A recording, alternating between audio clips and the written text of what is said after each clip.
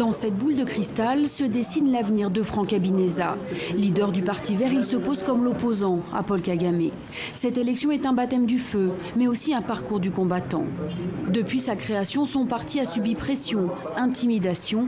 Son vice-président a été assassiné. Lui-même a dû s'exiler avant de revenir pour défier le pouvoir. On est allé au tribunal plusieurs fois. On a porté plainte devant la Cour suprême pour que la langue française soit encore utilisée au Rwanda. Même à propos du changement de la Constitution, on a porté plainte. Nous sommes vraiment le seul parti d'opposition. Franck Habineza a sillonné toutes les régions du pays. Ici, à Nyabugogo, quartier de Kigali, une foule de partisans et de curieux est venue l'écouter.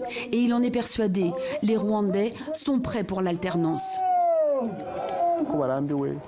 Ils sont lassés d'avoir eu un seul gouvernement pendant 23 ans. Ils veulent un changement, mais ils insistent, un changement pacifique. Ils disent on n'a pas besoin du changement après une guerre qui va faire couler le sang, mais un changement pacifique. Autre quartier, autre ambiance, Philippe Payimana est un candidat solitaire et méconnu des Rwandais. Il a grandi au sein de la diaspora. C'est depuis son agence de publicité qu'il organise sa campagne. Peu de moyens, mais de l'audace.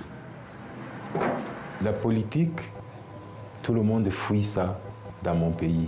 Bon, heureusement, on vient un peu d'amorcer le courage. Conscient de ses faibles chances, il espère quand même, par son engagement, bousculer l'état d'esprit dominant.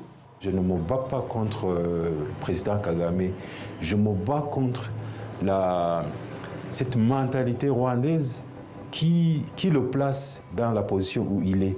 Lui aussi, le peuple, nous avons la possibilité d'entrer dans la course. Cette élection présidentielle ressemble au combat de David contre Goliath. Une élection où les dés sont jetés d'avance.